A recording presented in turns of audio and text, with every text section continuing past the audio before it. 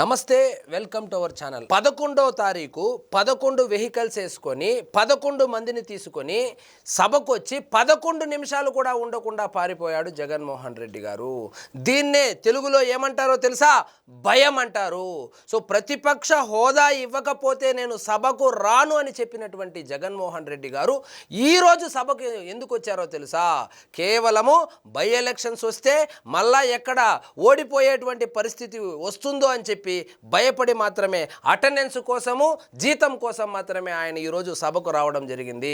So నిన్నటి నుంచి వైఎస్ఆర్సీపీ అనుచరులు ఎవరైతే ఉన్నారో జగన్మోహన్ రెడ్డి గారు పేటీఎం బ్యాచ్ ఎవరైతే ఉన్నారో రేపు జగన్మోహన్ రెడ్డి గారు సభకు వస్తున్నాడు, వస్తా ఉంటే చంద్రబాబు నాయుడు గారిని చీల్చి చెండాడుతాడు, పవన్ కళ్యాణ్ గారిని పరిగెత్తిస్తారు, నారా లోకేష్ గారిని ఉతికి ఆరేస్తాడు, ఇంకా చూసుకోండి అన్న మాట్లాడితే సభ దద్దరిల్లిపోతుంది అని చెప్పి కేజీఎఫ్ బ్యాక్గ్రౌండ్ వేసుకొని వాళ్ళు ఎలివేషన్ వేసిన సెకండ్లు కూడా ఆయన సభలో లేకుండా సో తుర్రుమన్నాడు. ఆయన సభకు వచ్చి ఏదైనా మాట్లాడతాడు, సభలో ఉంటాడు, ఏదైనా మార్పు చెందాడేమో. వాస్తవంగా ఆయన్నే సభకు వెళ్ళమని చెప్పి రాజకీయాల్లో కొంచెం నాలెడ్జ్ ఉన్న వాళ్ళు కావచ్చు, రాజకీయ మేధావులు కావచ్చు, రాజకీయ విశ్లేషకులు కావచ్చు, ఇది తప్పు, ప్రజాస్వామ్యంలో సభకు వెళ్ళాలి, ఎన్ని సీట్లు ఉన్నాయనేది కాదు, ఎంతసేపు మాట్లాడతామనేది కాదు, ఖచ్చితంగా ఆయన సభకు వెళ్ళాలి, ఆయనకు ప్రతిపక్ష హోదా లేకపోయినప్పటికీ కూడా ఆయన ఒక ఎమ్మెల్యే కాబట్టి పులివెందులకు సంబంధించిన సమస్యలనైనా ఆయన ప్రస్తావించాలి, మాట్లాడాలి.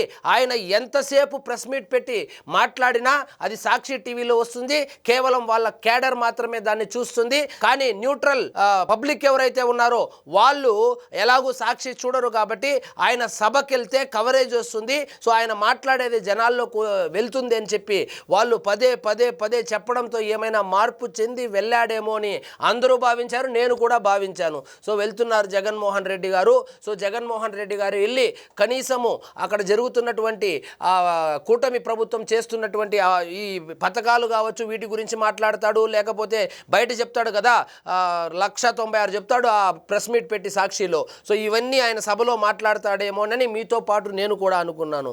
కానీ మనం అనుకున్నంతసేపు కూడా మ్యాగీ చేసినంతసేపు కూడా ఆయన సభలో ఉండలేకపోయాడు. సో బిక్కుమని కాసేపు నిలబడుకున్నాడు, ఎప్పుడెప్పుడు పారిపోదామా అని చెప్పి పారిపోయాడు. ఇదంతా ఒక స్కెచ్ ప్రకారమే జరిగినట్లుంది.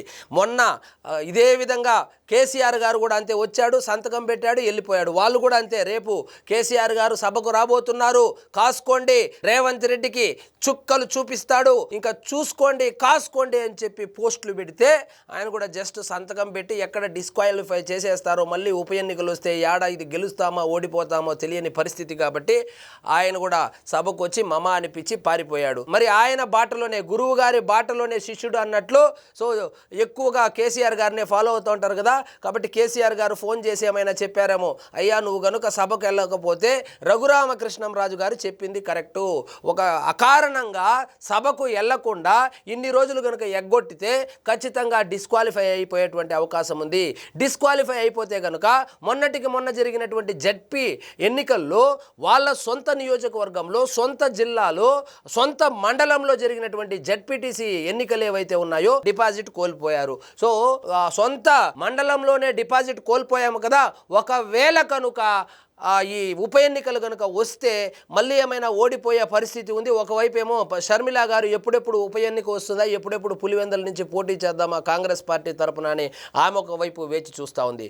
ఇదంతా ఒక ఎత్తు అయితే ఆయన సభకు రావడానికి కారణము ఆయనకు తెలియకుండా, ఆయన ప్రమేయం లేకుండా మిగిలినటువంటి 10 మంది ఎవరైతే ఉన్నారో వాళ్ళు ఎక్కడ డిస్క్వాలిఫై అయిపోతామో అని చెప్పి ఆయన్ని ధిక్కరించి వాళ్ళు సభకు దొంగతనంగా వచ్చి సంతకాలు పెట్టి శాలరీలు కూడా తీసుకుంటారు ఉన్నారు. సో ఈయనదేం పోయింది, ఉప ఎన్నిక వస్తే మళ్ళా 50 కోట్లు అవుతుంది, మళ్ళీ మనల్నే నిలబడమంటాడు, ఆయనేమి ₹1 కూడా ఇవ్వడు, కాబట్టి మనకెందుకు లెక్కబొక్క వ్యవహారం ఇదంతా అని చెప్పి వాళ్ళు దొంగతనంగా వచ్చి సంతకాలు పెట్టి వెళ్ళిపోతూ ఉంటే సో దాన్ని చూసినటువంటి జగన్మోహన్ రెడ్డి గారు మనం ఇట్లే వదిలేస్తే వీళ్ళు డైరెక్ట్గా సభకు కూడా ప్రతిరోజు వెళ్ళిపోయేటట్లు ఉన్నారనేటువంటి ఉద్దేశంతో సో ఆయన కూడా వచ్చి ఒక సంతకం పెట్టి అక్కడ అటెండెన్స్ వేసుకొని ఏదో 4 ప్లకార్డులు చూపించి వెళ్ళిపోవడం జరిగింది.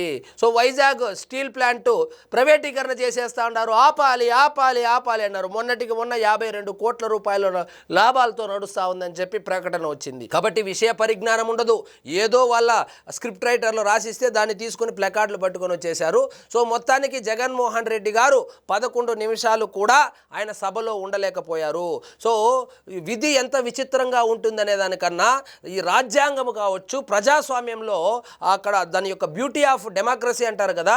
సో ఏ పవన్ కళ్యాణ్ గారిని అయితే అసెంబ్లీ గేటు కూడా తాకనివ్వరు అని చెప్పి శపథం చేశారో అదే సభలో ఆయన ఉప ముఖ్యమంత్రిగా అక్కడ కూర్చొని ఉంటే ఒక సాధారణ ఎమ్మెల్యేగా ఇటువైపు కూర్చొని బిక్కుమని కాసేపు నిలబడుకొని వెళ్ళిపోయాడు జగన్మోహన్ రెడ్డి గారు.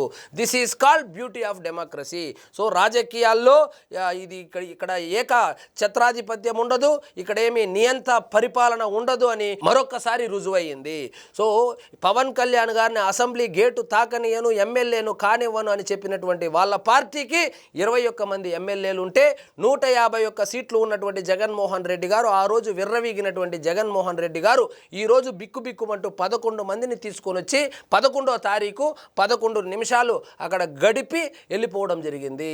సో అందరినీ నిరుత్సాహపరుస్తూ, ముఖ్యంగా ఆయన అభిమానులను నిరుత్సాహపరుస్తూ సభలో వెళ్ళి ఆయన ఏదో పెద్ద స్పీచ్ ఇచ్చేస్తాడు, గడగడలాడిస్తాడు, లడ్డు గురించి మాట్లాడతాడు, పథకాల గురించి మాట్లాడతాడు, జరుగుతున్న అభివృద్ధి గురించి మాట్లాడతాడు, నిలదీస్తాడని అందరూ ఆశపడితే వాళ్ళ ఆశలను అడియాసలు చేసి 11 నిమిషాల్లోనే వెళ్ళిపోయాడు.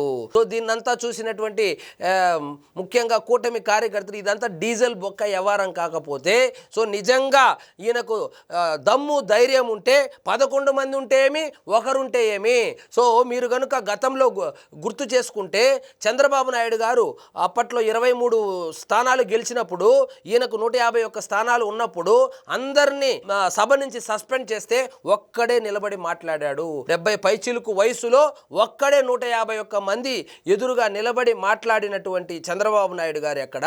సో ఈ 11 మంది ఉన్నప్పటికీ కూడా సో ఎక్కడ ఇంకేమనంటే ప్రతిపక్ష హోదా లేదు కాబట్టి రాడంట. ప్రతిపక్ష హోదా ఎవరు ఇవ్వాలి? ప్రతిపక్ష హోదా ప్రజలు ఇవ్వాలి. సో ప్రతిపక్ష హోదా ఎవరిస్తారో తెలియదు. ఈయనకు ఆడాకు మగాకు తేడా తెలియదు, కేజీకి క్వింటాల్కు తేడా తెలియదు. ప్రతిపక్ష హోదా ఎవరిస్తారో తెలియదు.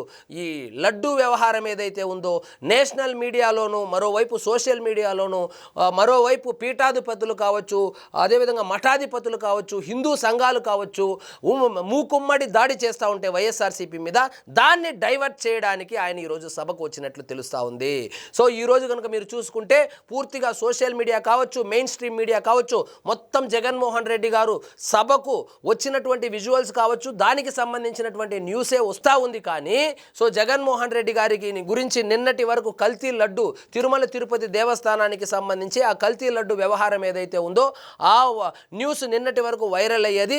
ఈరోజు సడన్గా ఎప్పుడైతే జగన్మోహన్ రెడ్డి గారు సభకు వచ్చారో ఒక్కసారిగా అది డైవర్ట్ అయిపోయింది. జగన్మోహన్ రెడ్డి గారు ఒకటి గుర్తుపెట్టుకోండి, జన సమీకరణ చేసుకొని బల ప్రదర్శన చేసుకోవడం అంత ఈజీగా ఉండదు. సభలో మాట్లాడడం అనేది జన సమీకరణ, బల ప్రదర్శన అనేది ఎవడో డబ్బులు ఇస్తే జనాలను పోగేసుకొని జనాల హృదయంలో ఉన్నాడు, ఇంకా జనాలు మర్చిపోవడం లేదు, మళ్ళీ జగన్మోహన్ రెడ్డి గారిని ముఖ్యమంత్రి కావాలని కోరుకుంటా ఉండారని చెప్పి 5 రూపాయలు ఇచ్చి పోస్టులు పెట్టించుకున్నంత ఈజీగా ఉండదు సభలో. నిజంగా మీరు రాజ్యాంగాన్ని గౌరవించేటట్లుంటే ప్రతిపక్ష హోదా లేకపోయినప్పటికీ ఒక ఎమ్మెల్యేగా వచ్చి అటెండ్ అయ్యి కనుక కూటమి పార్టీలను నిలదీసి ఉంటే క్రెడిబిలిటీ అన్నా వచ్చేది. సో అది మనకు క్రెడిబిలిటీకి స్పెల్లింగే తెలియదు అనుకోండి. సో మొత్తానికి జగన్మోహన్ రెడ్డి గారు టాపిక్ డైవర్షన్లో భాగంగా, న్యూస్ డైవర్షన్లో భాగంగా ఉప ఎన్నికలను తప్పుకోవడానికి, సో ఎక్కడ మళ్ళా క్యాడరు అండర్ గ్రౌండ్కి వెళ్ళిపోతారో అని చెప్పి ఓడిపోతే సో వాటి నుంచి తప్పించుకోవడానికి ఈరోజు సభకు వచ్చాడు. సో మొత్తానికి ఇంకొక సంవత్సరం రాకపోయినా పర్వాలేదు కాబట్టి ఎలాగో బిగబెట్టుకుంటా వచ్చి ఒక సంతకం ఒకటి పెట్టి కాసేపు నిలబడుకొని ఆ ప్లకార్డ్ ఏదో చూపించేసి లిటరల్గా చెప్పాలంటే పారిపోయాడు. సో ఆయనకు ముఖం చూపించలేకపోయాడు.